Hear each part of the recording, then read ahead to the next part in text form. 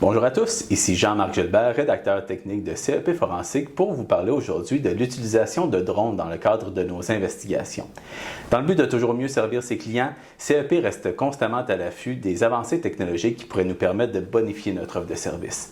C'est pourquoi nous nous sommes tournés, il y a environ 4 ans, vers l'utilisation de drones pour certaines investigations.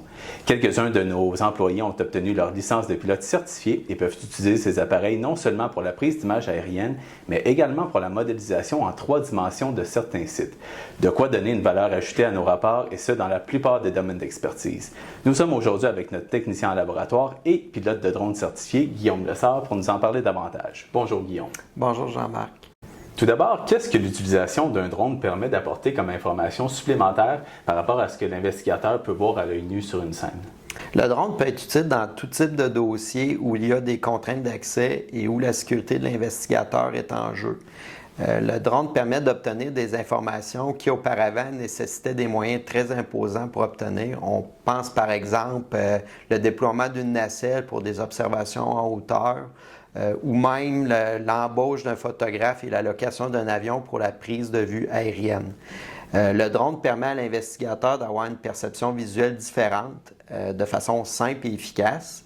C'est vraiment aller où ses yeux sont incapables d'aller. Et comme on le voit devant nous, il y a différents types de drones, de différents formats et tout ça, qui offrent j'imagine, des options différentes en fonction de leur niveau de sophistication. Parle-nous de ceux que possède CEP. Les drones sont classés selon leur taille. Il y a ceux dont le poids est inférieur à 250 grammes. Ils sont nommés micro-drones. Ce type de drone ne nécessite aucune formation ou certification. À l'opposé, ceux dont le poids est supérieur à 250 grammes vont nécessiter une formation et une certification qui est émise par Transport Canada. Et ils vont aussi nécessiter des autorisations de vol pour survoler certains endroits pour des raisons de sécurité et de complexité de la mission.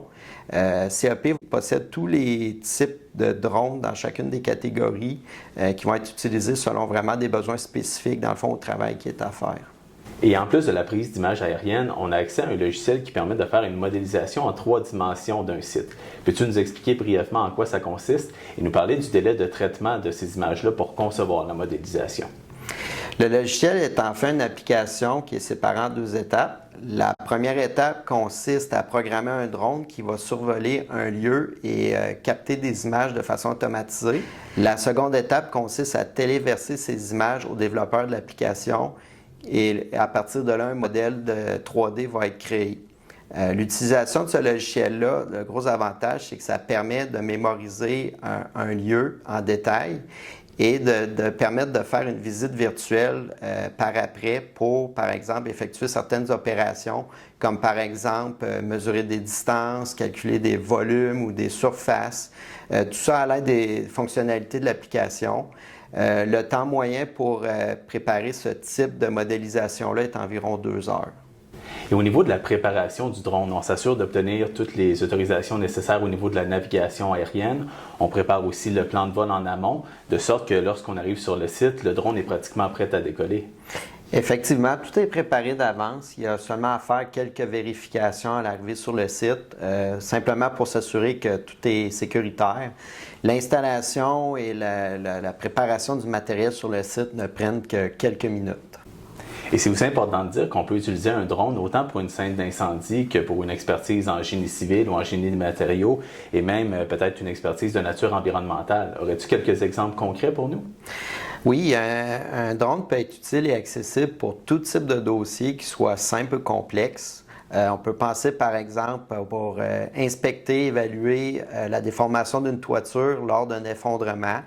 On peut aussi utiliser le drone pour numériser une scène d'incendie, comme je vous parlais plus tôt, une visite virtuelle des lieux.